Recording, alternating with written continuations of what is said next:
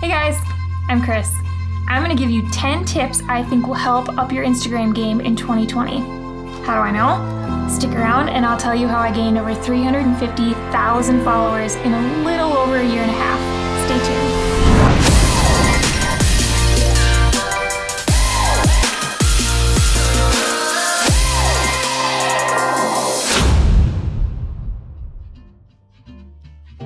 So let's just jump right into this.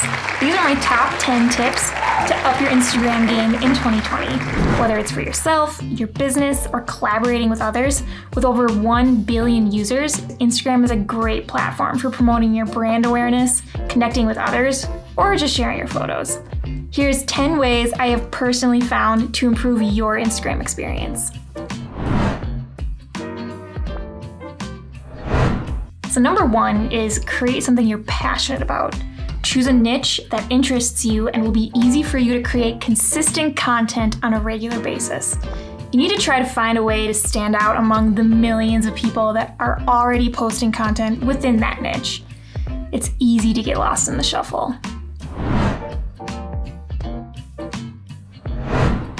So number 2, create content that stands out. You like food? Great. You want to show off what you can do with food? Even better. With that being said, take the time to learn how to create an image that captivates your audience. It doesn't take expensive gear to create a quality image. You don't need the latest mirrorless camera or the newest L series lens. Basically, any camera and a little bit of soft window light is all you need to start taking better images. I cannot stress this enough. Learn how to use the light that's available to you and start taking your images to the next level.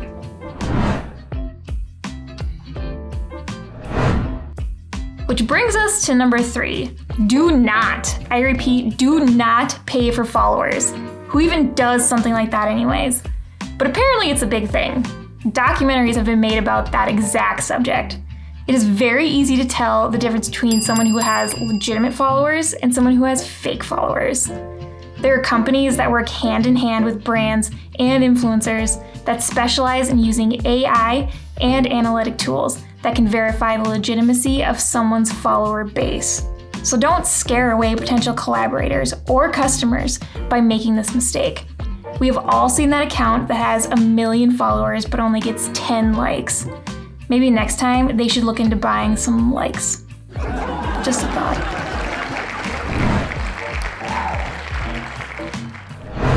So number 4, engage with your followers.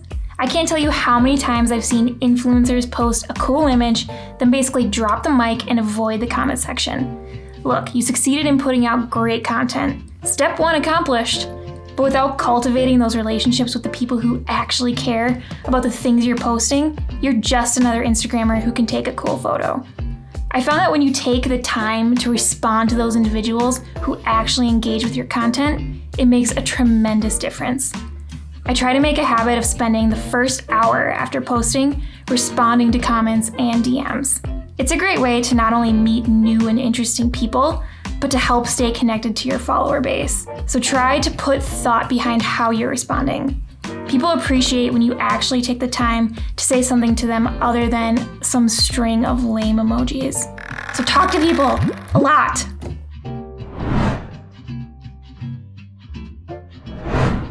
Number 5, set up a schedule. Having a schedule you can follow is also a key aspect. It gives your followers consistency and also gets more content out there. Once I finally figured out a schedule, I posted 4 times a week, and it was enough to keep people involved, but also left them wanting more content. Now, depending on your schedule and how much you really want to do this, you can alter it a little bit here and there. Find days that your followers are most active on Instagram and try to work around those days. It'll make a big difference. On to number 6, don't go overboard.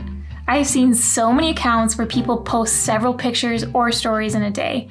I know there's a lot of conflicting information out there saying you need to post multiple times a day, but the feedback I've heard from most people is the exact opposite. You want to keep your stories shorter. I find myself, even with the most popular Instagram influencers, skipping through their stories because they really have no point, or it doesn't tell me anything about them. You want people to want to watch your stories. So be sure to make them meaningful, short, and creative. As for pictures, try to only post 1 photo a day. It gives you more to post in the future, and it doesn't overwhelm your audience. Always keep them wanting more content. Number 7, don't like for like or follow for follow. Now, it's a different story if you're collaborating with people. However, if you're just looking to boost your numbers, you're most likely going to get people who aren't interested in the photos you're sharing. Again, once you've found your niche, try to get people who are interested in that. You don't want people who are interested in animals and nature to be following your foodie Instagram, because they will eventually get sick of looking at all your food pictures and unfollow you.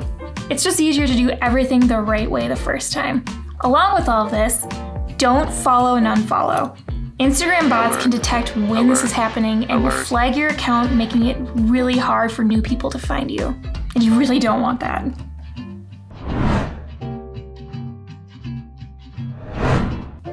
Now we're to number 8. Keep your eye on your tags. There are a lot of tags out there that can be banned because of content that violates Instagram terms of service. Now, these can be a large range of tags you wouldn't even think would be banned. So make sure to check all of your tags before using them. If you've used a banned tag once or twice, that's fine, but don't make a habit out of it. For one, using a banned tag consistently will eventually flag your account and you may become shadow banned. Once you become shadow banned, your content will no longer show up in hashtags and your reach will be severely limited by Instagram. Make your tags relevant. Don't use tags just because they're popular. Really think about who you want to see your content and where you want it shown. On to number 9, creator account. So you're doing all of this and you finally make it to 10,000.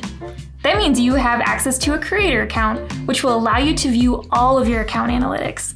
For the nerds out there, this will allow you to see statistics such as age range, reach, growth, and gender, among a ton of other things, which you can then use to tailor content to a more targeted audience. This will also allow you to plan ahead and share your demographics with companies or other creators you are wanting to work with. To be clear, this is similar to the business account setting. Now you may ask, Kris, why wouldn't I just do a business account from day one and have access to all of those tasty analytic tools? Well, dear YouTuber, because some users reported that their reach was limited after switching to a business account. They saw their engagement rates plummet, leading people to theorize that Instagram was filtering feeds in order to push their advertising services. Now, I don't know about all of that, but I sure do love a good conspiracy.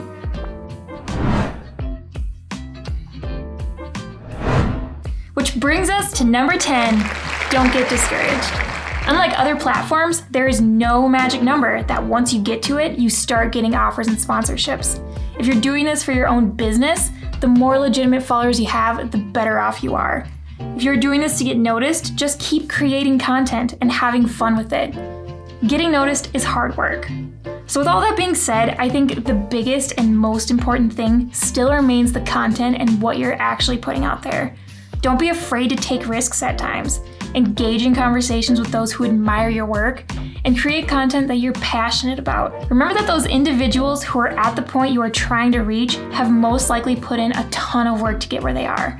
And as tempting as shortcuts might be, I guarantee you that in the end, the Instagram bots will always win.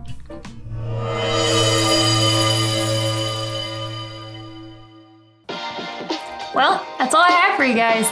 I hope you found this helpful, and if you did, please make sure to like, subscribe, and hang out with me again. Until next time, I'm Kris. See ya!